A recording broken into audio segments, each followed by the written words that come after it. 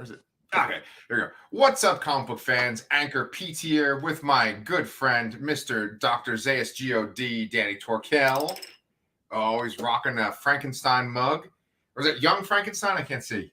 It's a Curse of Frankenstein, which Okay. was the Hammer Frankenstein movie from the 50s. And then I got my Bride of Frankenstein shirt that I got in Universal. I got this in Dark Delicacies, which is like a horror shop, bookstore, movies, posters, cool stuff in LA. I took Charlotte there. That's awesome, man. Yeah, that's kind of cool. You got Frankenstein stuff on because Frankenstein, a lot of people say, is like the original sci-fi story. And today Yeah. we are talking about, one of the most current sci-fi stories, a pretty out there story. We're talking about Raised by Wolves. And I say this every week. It's not based on a comic. It has nothing to do with comics. But, we're branching out a little bit. And this show has some weird kind of Frankenstein type shit in it, too. Just putting people together, changing people. Some big changes happened in this episode. Right, Danny? Yeah.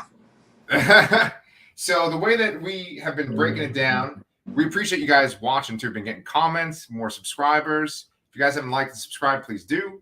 But the way that we break it down is we kind of go character by character and just kind of talk about the overall story. So I thought right off the bat, why don't we just talk about Tempest? I thought that Tempest had her biggest part in the whole series so far this episode, right? Yeah. Yeah. So Tempest, for anyone who needs any kind of recap, she is a Mithraic child, teenager who was raped when they were on the Ark and everyone was in cryosleep. And so she's carrying this baby from this guy that raped her. And remember him from the first season, Danny, with that fucking crazy helmet? And Yeah. Yeah.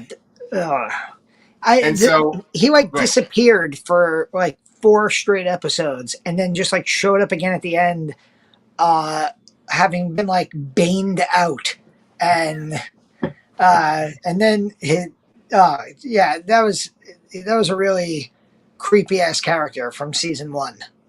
That's a good comparison with Bane, because the way he talks, he kind of sounded like Bane too. It's like, right, that kind of muffled metallic voice. Yeah. So the father's been dead for a while, but Tempest has been carrying around this child, and Mother, our android, our main character of the show, has been wanting Tempest to give birth, just to have another atheist child be born in this world. And so the moment finally came. Did you think, Danny, that she would potentially drop that baby into the acid water? I thought for a second that that's where they might go, and you brought up when we were doing season 1, this scene with Mother and the baby, and I was like, well, they have done effed up shit like this before, so maybe she takes this newborn and she goes, nope, and it turned out that what we ended up getting wasn't much better than that, but that did cross my mind for a second that that's what she was going to do. But then we got the another one of these acid water creatures popping up and becoming the Thing all of a sudden, with its like chest that opens up and has a second like mouth, like crazy. Just another like crazy visual sci-fi alien monster to throw on the Raised by Wolves scoreboard. Okay, so there's a lot there, right? You say it's a mouth. So your impression is that that baby was eaten? No, it looked like a mouth, but it didn't. There definitely was the thought in my head that maybe it's being kidnapped and put into like some kind of womb thing. But it just reminded me of the scene in, it might even be the Thing prequel, where like there's some like kind of wonky CGI effects in there, but one of like the main monsters like just like kind of breaks apart and poof, opens up like that. Mm-hmm. And it kind of reminded me of that. Or even the scene in the original Thing where the guy has the heart attack and like where like the chest opens and there's like teeth and you just right. So it reminded me of that. But yeah, if it turns out that that was like some kind of cocoon thing, womb thing, it wouldn't shock me. I mean, Right, Mother gave birth to a snake monster earlier this season or late last season. So, you right. know, birth in this show is really weird. Well, have you ever watched the show all the way to the end credits, to the very end, like past the credits? I feel like I have, but also I sometimes don't. Why? What did I miss?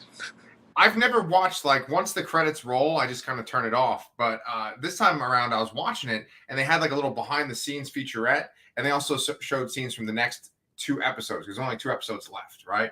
And in the coming up sequence, they showed that kind of sea creature, kind of like huddled, kind of scared looking underwater. And my impression was that it like took the kid, because if you look at its facial expression when it goes up to Tempest, it doesn't look like angry, like I'm gonna eat you. It kind of looks like almost a little bit like scared, or like, like give me the baby. And it doesn't really hurt Tempest. I think that if it was gonna like eat the child, it would have like hit Tempest or killed her. And so Yeah. it just kind of snatches her.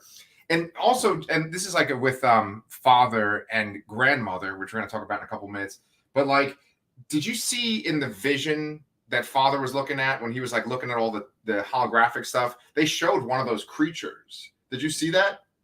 I didn't pick up on that, but also we do know that the creatures are like an either evolved or devolved form of human, Right. which we saw last episode when Marcus was in the cave with the character we refer to as the engineer because he looked like one of the Prometheus engineers, um, who like melts apart and becomes one of the creatures, and Marcus shoots in the head, and so we've seen that before. So there is definitely this possibility that this monster that snatched the baby was doing so out of some lost humanity that it has, to be maternal or, you know. Yeah. Well, that's kind of what I think. And this is sort of not just sticking to the Tempest story, but like the idea of de-evolving, right? I'm starting to like theorize. And I feel like whatever this alien presence is that some people refer to as Saul, which has kind of drawn people to this planet, it's like gotten into people's heads. I feel like maybe its purpose is to de-evolve people. Because like one thing that's starting to really become a theme in this show, because this is the second episode now where mother and father have had this discussion about we're becoming too human. And I think that maybe the purpose of this whole planet is to break humans down to make them more primal. Because the idea is that we are becoming too advanced, too corrupted, and we need to become more animalistic and basic. Well, I mean that feeds right into the title of the show, like Raised by Wolves. It really does. Yeah. But it also kind of goes back to something that I've been saying for a few weeks now. It kind of reminds me of the whole Asimov. Every sci-fi story with robots is, oh, we're here to save the humans, so we have to kill the humans because humans are the problem. And it does, like, to your point, I think there is a lot of that where the androids and, you know one thing that this show shows probably more than anything is how completely fallible and morally corruptible humankind is, and how, you know to the point where when this season 2 started, the humans had put their complete and total faith in the Trust, which was a giant supercomputer. And when the Trust is replaced by a more human-like android in Mother, the people there kind of lose it. They don't like the fact that there's, the potential of, somebody who has, as you said, mother and father talk about their emotions, and the idea of like camping a human taking over at some point. And you see this with what's his name? Marcus? No, the guy who was Lucius? the guy who Cleaver. Cleaver. Yeah. Cleaver. Yeah, where he's just like he's kind of checked out, and he's like, I'm going back to Earth. Like, so, and he was like he was the trust's like number one human representative, and now with Right. the trust gone, he's like, yeah, I just he's the literal he is the literal interpretation of the Futurama gif of the professor going, I don't want to live on this planet anymore. That's Cleaver in this show. I don't know if you watch Futurama, but it was one of my favorite shows. Of course, yeah, it's coming back, right? Yeah. And John DiMaggio just re-signed and they solved all that problem. So Bender is coming back. But yeah, that's, the line where the professor is just like, I don't want to live on this planet anymore. That's basically him. He's like, yeah, I'm done. I'm going back to Earth. And Earth is like a dead planet at this point. I'm cool with it. I'll be on a dead planet. It's better than this shit.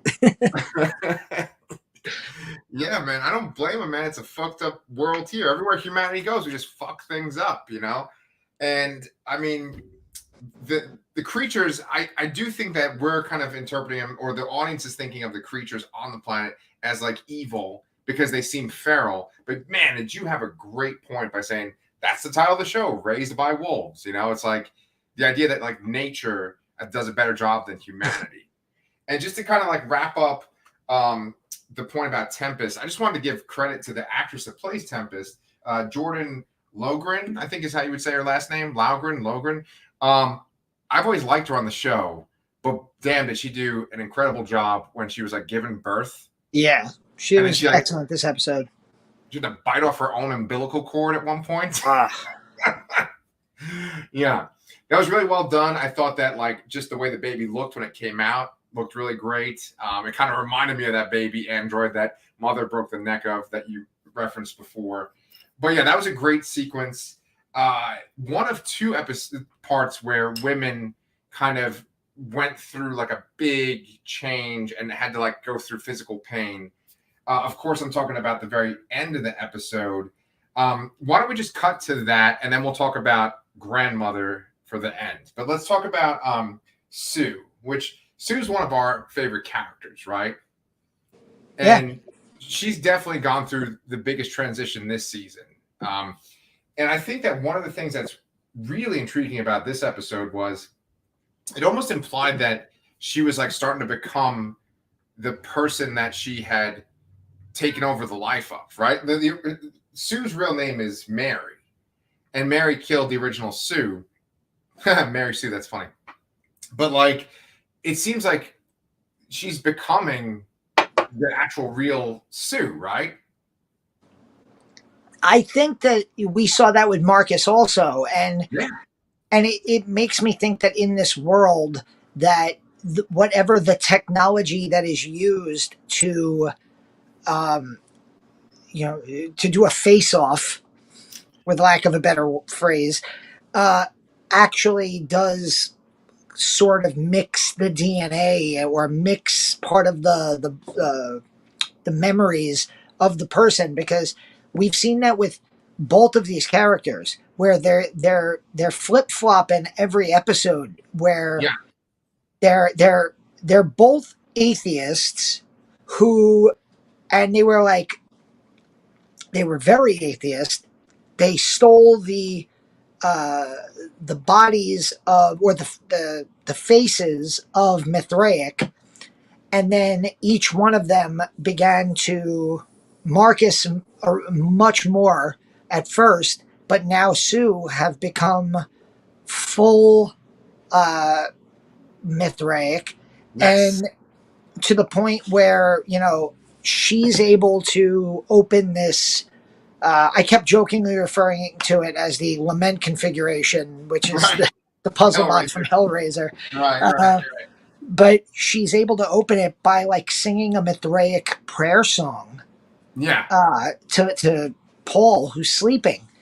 And yeah, I think there's also, I think it comes, talking a lot about this, I started to think about the names like Paul and Marcus were apostles. And of course, Mary is a biblical name. And there's a lot of stuff in there about, it all comes back. And we talk every week about like how religious or this show is and how much this show has to say about religion. Right. Um, and I think one of the main things that I took from it this week was that one of the show's key theses is that whatever religion you are, it's all the same. Hmm. There was one line, I didn't quote it. I tried to write it down, and I didn't want to Hmm. pause it and go back, but I know I what you're talking forgot about. where he says something about like your religion. You know, I don't recognize it anymore, but you don't recognize your religion unless it's dressed up in the same way. And it made me think that like whatever religion you are, whatever belief system you have, whatever ideology you have, there's ways to that. I think about like civil wars that take place within specific religions.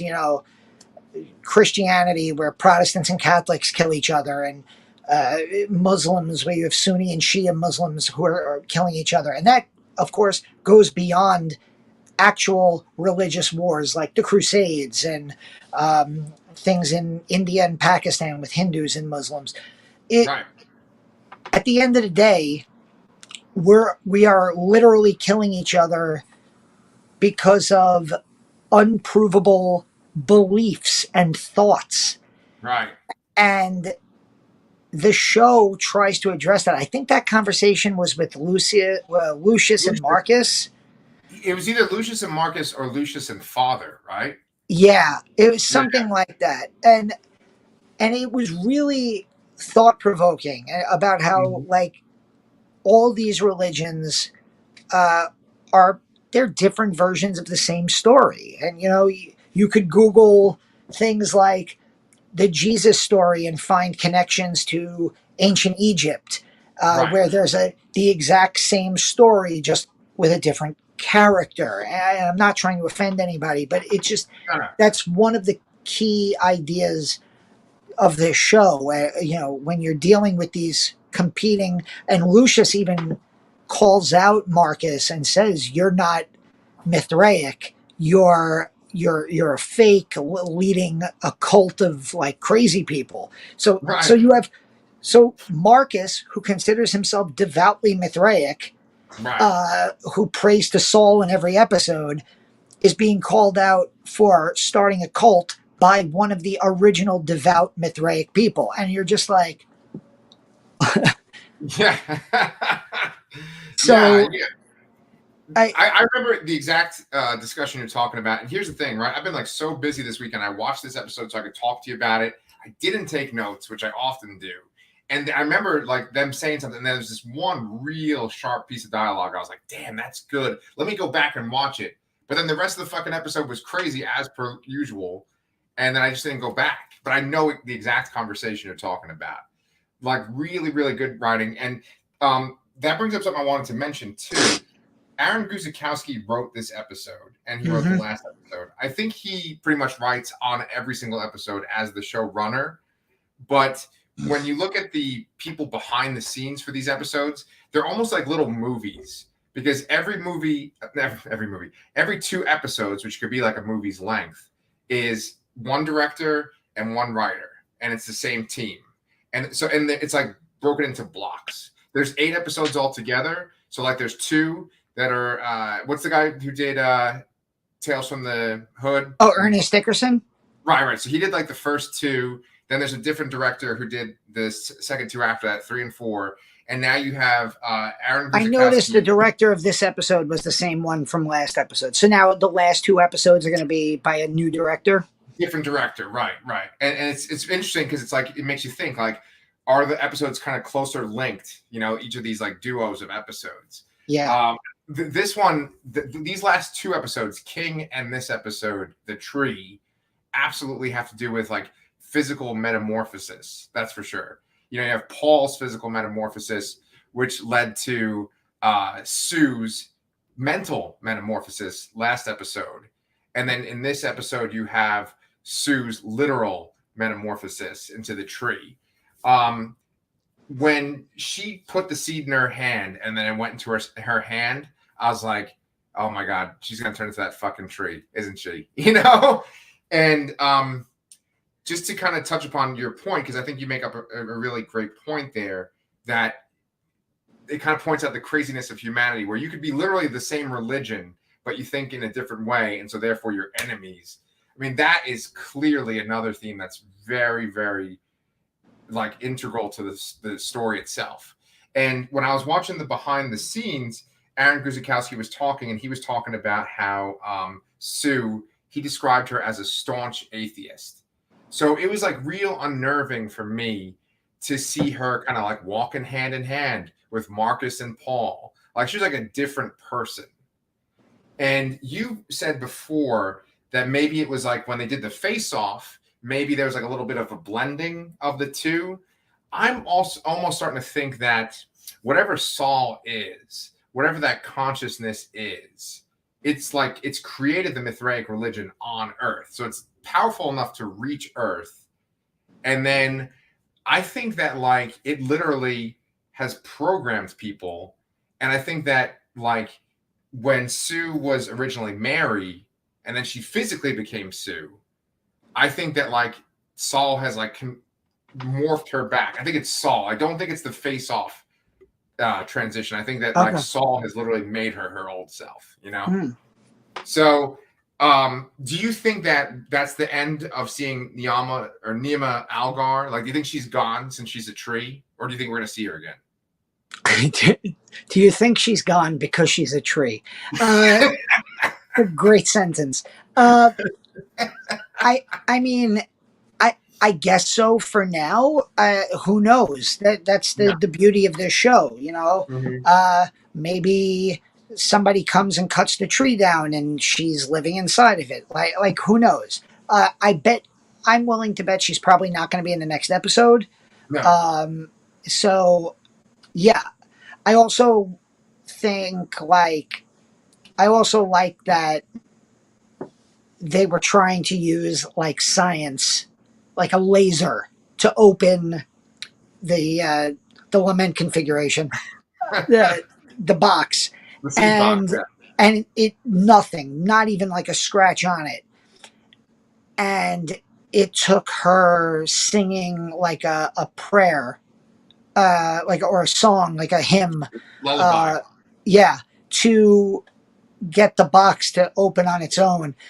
And while they were trying to rip the box open, Seven has a very negative reaction and starts freaking out. And so now I'm thinking, how is this going to come into it? Where, okay, obviously now you have the tree.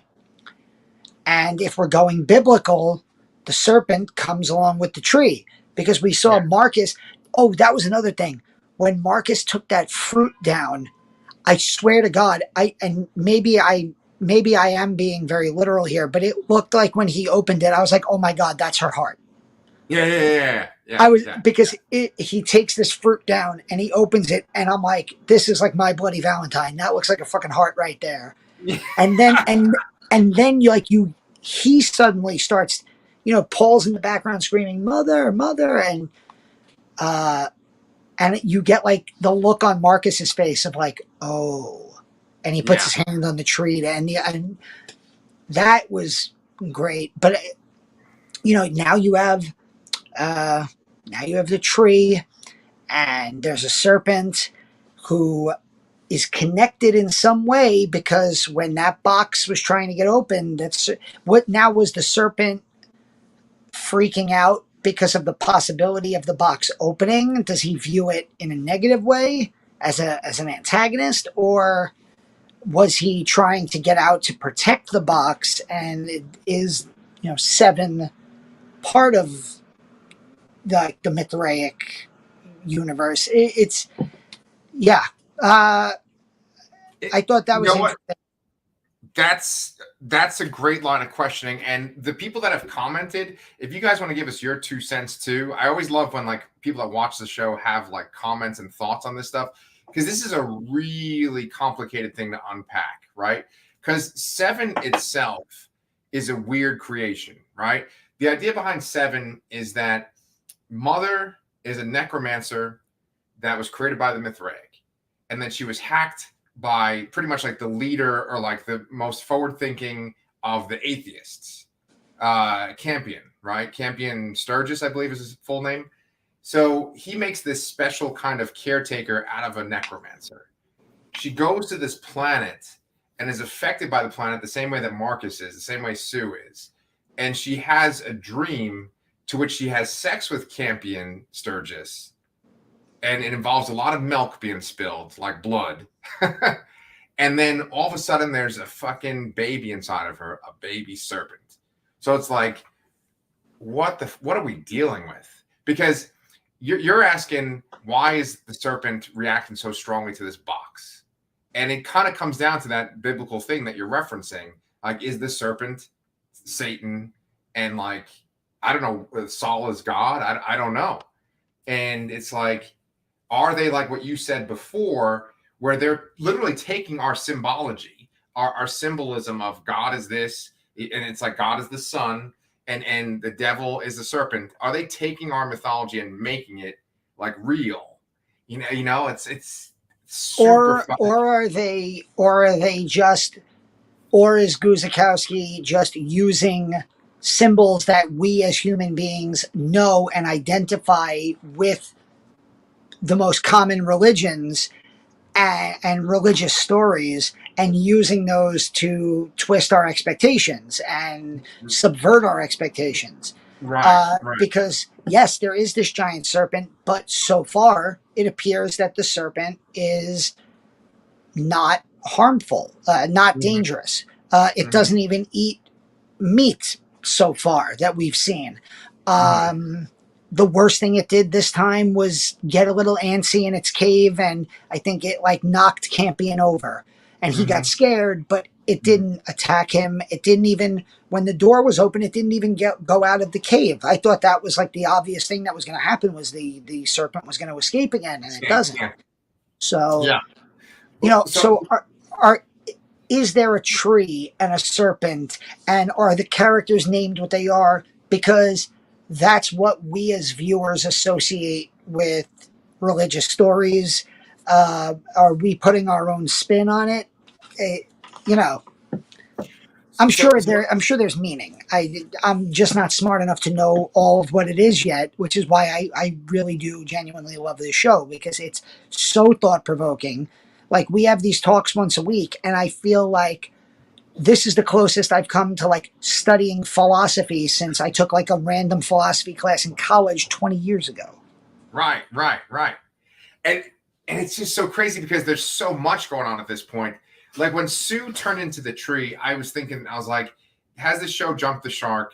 Does this show jump the shark like every fucking episode? Because there's always some kind of crazy weird thing that happens, and it like people change and they flip their sides always. Like, is this show just ridiculous or is it profound? It's kind of hard to determine, because even when it ended for the first season, there was so much of a cliffhanger aspect that it didn't feel like this kind of like satisfying ending and everything made sense. It was more like, oh no, there's more questions. And every time you and I talk about this, you always compare it to Lost, and that kind of fear of, is it going to be like Lost, where there aren't really any answers, or maybe the answers aren't good enough? I still feel like that's not going to be the case. And I don't necessarily think that like they introduced anything new in this episode. They've been talking about the tree for a while. Yeah. They're just like elaborating on stuff that they have started to bring up. And that kind of brings us to our last thing, which is yet another fucking crazy piece, which is grandmother, right? So grandmother, the implication is that grandmother has been on the planet Kepler 22b for like a long time, and is like way more advanced than mother and father. And also the implication is that she's as powerful as mother potentially, but she looks human. So it's like she looks human, but she's been there like probably since before humanity even had advanced technology. So it's like, how is she there? You know, like, what do you think about grandmother? I like the whole idea of her, like, I like that she speaks in the old language, and she we're calling her she's an android, but it's just like the idea of her asking Father, where's your veil? And so, like, the Mithraic used to be fully covered, or it, I think there's a lot. The fact that when she seems to recognize Campion, and she glows bright when he thought he saw Saul in the flesh, and now he realizes that he saw this new being. I don't know. I think I have the most questions about grandmother, and Right. so, like, you asked me, what do I think about her? I'm just kind of fascinated by the whole idea of that character, and I'd like that to be a primary focus of the next episode, or obviously the last part of this season is it's going to be a primary focus, because I also just love how mother and father have really become like a snipey couple, where every episode, every Right. interaction, there, like, mother will just throw a line in, like, oh, so this is what you're doing with your spare time. Right. And, like, you Right. just want him to turn around and be like, bitch, I'm in my workshop. Like, Yeah. They'll give birth to a serpent again. Yeah. yeah. Yeah. And then, like, oh, like, he said something about, yeah, how uh, grandmother appears to be, like, have life and have ideas, and she just immediately is like, oh, well, Seven does too. And he's like, yeah, I'm not talking about your snake baby, all right? Right. Yeah, well, in that after the show segment with Aaron Guzikowski, he was saying that mother and father, like, he's got his little projects. Oh no, he wasn't even saying it. It wasn't Aaron Guzikowski. It was the actress that plays grandmother. I didn't write her name down, unfortunately, but so I know what her face looks like under that veil. But she was basically saying that, like, there's that crazy dynamic where it's like she's almost like his plaything in the attic, and, like, mother's kind of jealous. But it's just so weird, and it's weird that she's called grandmother, and that, like, he made a woman, so it's like it's his child. It's like father's child, but also potentially like a replacement for mother, and then it's also called grandmother. So it's like Oedipus stuff, and it's just so fucking bizarre, you know. I don't know where they're going with it, and I'm assuming that she's going to do something pretty fucking sinister, or she's going to I, do something you really you positive. effectively have three. You have three story arcs that in the last two episodes have to at some point come together. You Yeah, have the tree, which is now established. You know, Sue, Mary, tree. You have that, which the tree of life, I think they refer to it as. You yeah, have Seven, the serpent, and then you have this android, super android, grandmother character. There's two episodes left. They've never really shared any screen time, those three, but those are the three biggest, you know, forces. developments of this season as of right Yeah, now. right. Maybe you add in this baby stealing monster from the acid beach, and Right. you have, like, a fatal four-way match in the, you know, I don't know, like, I'm really, I feel like I say it every week, but, like, I'm just really looking forward to next week's episode. And it's funny because I always am looking really forward to these episodes, and I almost never watch them on Thursday because Right. we record on the weekend, so I'm always trying to, like, watch it right before we go Smart. on, so that Yeah. it's, like, fresh in my mind. So I actually watched this morning, uh, and yeah, I was like, uh, really, really can't wait to see where it goes. Yeah. I gotta try to, like, look up some interviews with Aaron Guzikowski because I'm fascinated to know more. I just haven't had time to like watch the behind the scenes stuff that HBO Max gives. Right. Yeah, and see, like that's what you got to do because there's the Raised by Wolves podcast, right? That is like HBO made it, and he's on it a lot, and they talk about every episode piece by piece. But you brought up a great point where it's like we've never seen these forces interact with each other yet. The Tree and Grandmother and Seven. So it's like once you see them interact with each other, that's when things will start to click and be like, oh, okay, that's where this like what the plan is. But with me and Danny, it's kind of funny because we watch so much stuff and we review so much stuff because we have this channel, then we also have our other channel, the Lastercast, where we talk exclusively about horror stuff. And it's kind of funny because we have a little bit of a bleed over there. We were supposed to interview David Weiner, who did In Search of Darkness, a horror documentary. We were supposed to interview him and have a video on his new movie, In Search of Tomorrow. Well, we're going to interview David next week, but there's like a little bleed over. And so what we're going to do for the next 3 weeks after that is we're going to be talking about horror sci-fi. And so we're going to be talking about your favorites, man. We're going to be talking about The Terminator 1 week. Then we're going to be talking about The Predator, or Predator, not The Predator. And then Running Man. All Arnold, all month.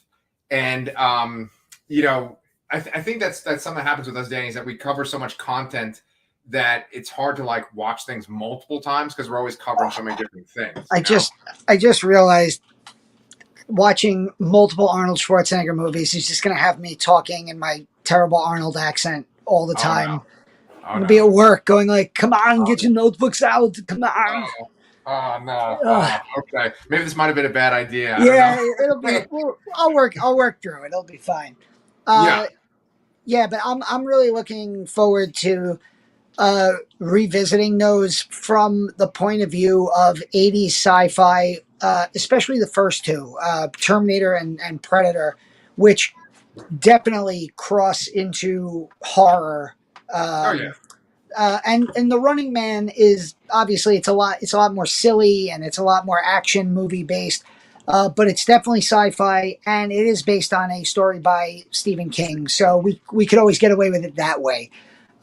If you want to check out the Lastercast, I just did a review of Studio 666, the new Foo Fighters horror movie, and I go on a little rant in there about how instead of bickering with each other on Twitter about what kind of horror fan we are, we should go to the movies and support these kind of in original independent horror films that when they come to theaters, I was the literal only person in the theater the night I saw it. And a week earlier, I saw this really cool werewolf movie, The Cursed, which I also have a review up on the Lastercast, and it was me and 4 other people.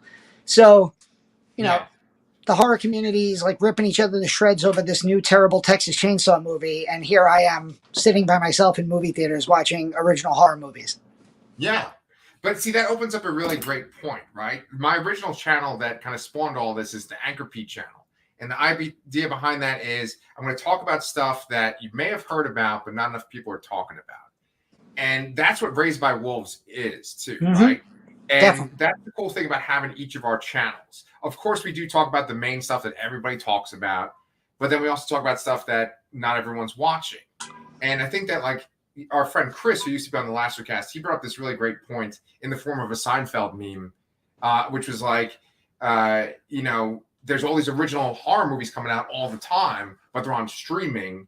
And then when they go to theaters, it's like the remakes of things or the sequels of things.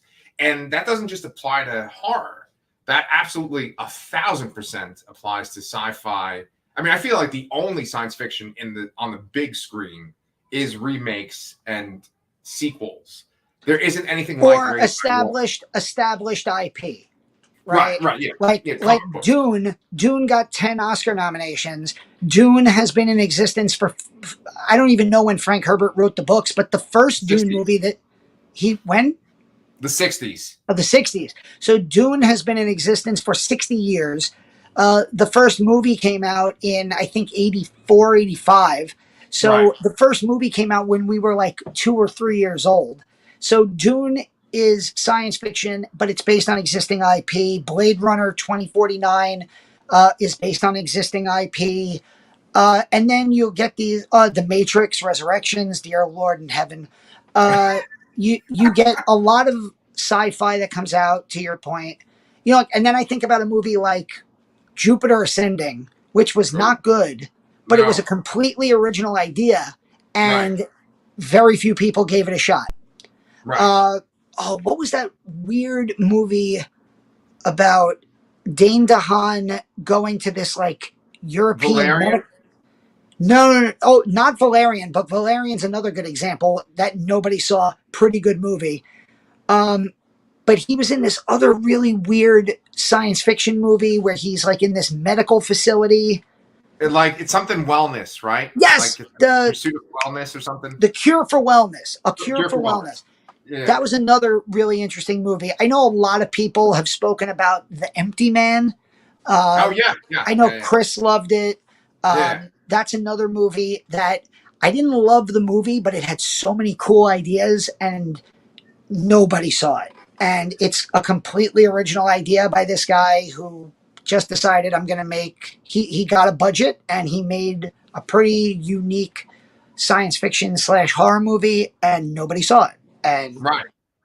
and then existing IP comes out and we all run to the theater. And there's not a problem with that.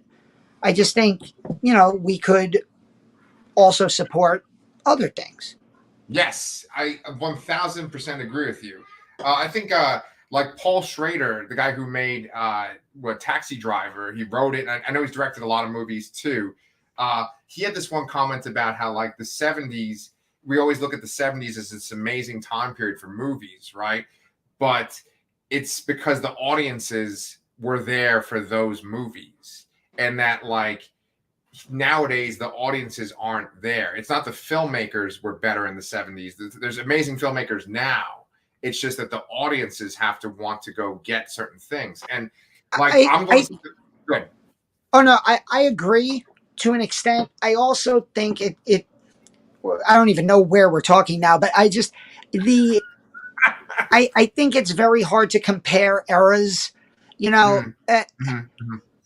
I don't want to start a sentence with the phrase kids these days, but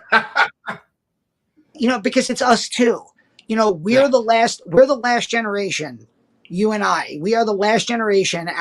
People who are in our late 30s, early 40s, we're the last generation of people who grew up without a cell phone, who grew up and didn't really have the internet until probably late junior high, early high school. So so we're not talking about like technology has ruled over us for 5 years. We're talking about the last 25 to 30 years where kids growing up had more access to technology than ever before, have had the ability to access this type of media, film, TV. We're staring at each other. You're probably looking at a computer screen. I'm staring at my smartphone right now. Right.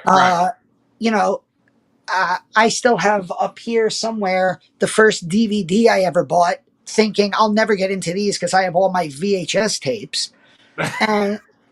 and now you can, go on your phone and open up a Netflix app, and it's easier. It's easier to not leave your house. Before COVID, it was easier to just not leave your house. And also, and this is something nobody wants to talk about, and I've been very vocal about, is I think movie theaters have effectively priced out the middle class. Okay. You have a family of 4. I have a family of 4. If I want to take my family to see The Batman, first of all, did you see what AMC is doing? They started variable pricing, where they're gonna start charging more money for movies that they know their audiences want to see. So they're going to start charging like $20 for Batman tickets and like $15 for everything else. What? Yeah. but Holy even shit. then, like my local theater, I pay $23.99 a month for Regal Unlimited. And I'm one of the few people that I go to the movies on a normal month 4 to 10 times. Right, So right. I get my money back almost instantaneously, just because I love going to the movies and I love sitting in the theater. But it's $23.99 a month for me to do that. If I just want to, if I'm just a regular Joe Schmo with a family of four, and I take my family to see the Batman, that's $75-$80 on tickets alone, Oh my and we're god. well over 100 when it comes to snacks and stuff. That's my first job was at a movie theater, and I was paid minimum wage, but a movie ticket was $7.25, I think, back in That's right. 1998. Right. Yeah. Regular price of Now, those that day. Yeah. yeah, now a movie ticket is 16.50 for an Oh my. adult, and that Yeah. doesn't even include IMAX, 3D, RPX, whatever they have. Yeah. Yeah. No, I know, and we're kind of going off on a tangent, but it's real interesting subject matter because it's like you have this stuff, and then you think the audiences want to go see it, and so you get the butts in the seats for the established IP that you were mentioning before, like Dune, and obviously like Star Wars and Marvel movies and stuff. That's what gets people in the theater, but then it just eliminates this kind of originality, which that's where you get it on streaming and stuff. Which streaming is like what, like Netflix? It's like less than $10 a month, and then you can watch whatever you want, like every single day. You can just watch whatever you want. And I think that does affect the kind of content. HBO Max is putting out some incredible stuff, this show included. And, Brian and I, and you also are a huge fan of Peacemaker. And that's just a good example of how, like, that's a comic book movie. And they made it into a TV show, but they made it very specific. And they made it with a vision. And they could only put it on HBO Max. If they put that in the theaters, that would not fly. That would bomb. But on streaming, it has like a cult following. It has like a big following, So yeah, that's a very good point. We barely go to the movies anymore these days, and it's basically because it's so fucking expensive, especially if you have to like get a babysitter and stuff too, and pay the babysitter. Yeah, yeah. Wow. But I can watch. I'm Mr. Segway though. I'll segue back into Raised by Wolves, right? So the whole point though was that you were saying how we're the last generation with technology, and people are growing up with technology. That's the germ for this show, Raised by Wolves, where Aaron Guzikowski said that he was wondering what technology would be like if it was raising his children.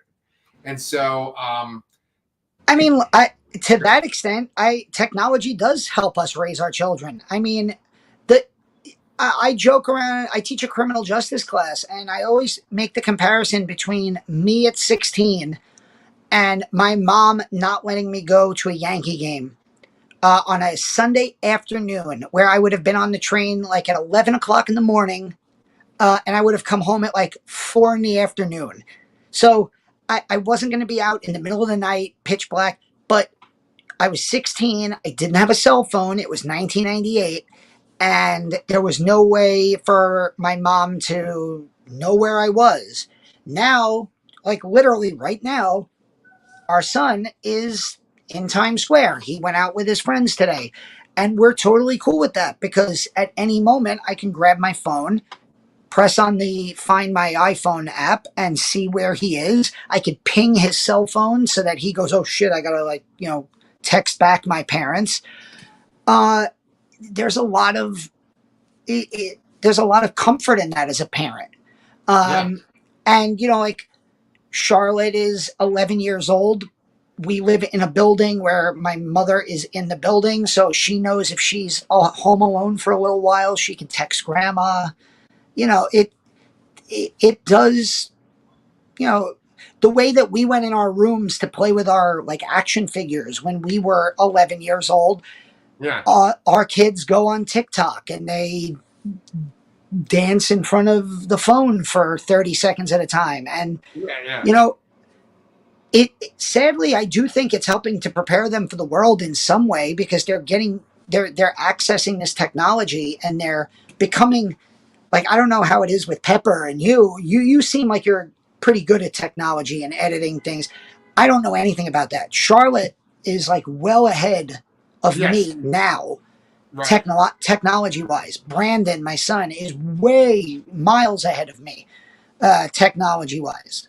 Like my Yeah. mother sometimes calls him if she has a problem, and he goes downstairs and like fixes her, Wi-Fi or computer or whatever. Right. Right. So I mean, yeah, Yeah. Guzikowski's not wrong. Yeah, and I mean, we have essentially 2 more episodes left. Have you heard if it's renewed for a third season? I haven't. Yeah. I really hope so because I don't think they're going to tie up every loose end in the next 2 episodes. So No, no, no. Yeah, it'll probably come to some kind of head, and there'll be a radical change in the status quo. I got a feeling that maybe the people won't be living in that colony that they're all in. That they'll have to. that Go ahead. reminded me. I love the fact that it took them this long to realize that human beings need a weekend. Did you notice Right. that? Where Yes, yes, yes. Campions like, you guys don't have to work today. Take the day off. And he's like telling Mother, humans deserve a break. They can't just work all the time. I'm like, what was happening on Earth? Dude, it's a total shithole, man. Uh, Yeah, yeah. I think that whole system is going to get broken down, and we're going to see what is evil. Is it something to do with the tree? When they showed the coming up next time, they showed other people in the colony eating that fruit. So, like, obviously, that's going to spread and affect people. So we'll see. We got 2 more episodes left. Danny, I actually thoroughly enjoyed this conversation because you're such a smart guy, and it's just fun to kind of talk about all the stuff that's like connected to this, but in the real world. And of course, always talk about movies and shows is so much fun. So I'm hoping that we can do this next 2 weeks. If you guys want to check out our other channel, The Lastercast, Danny puts out content like I'd say 3 or 4 times a week.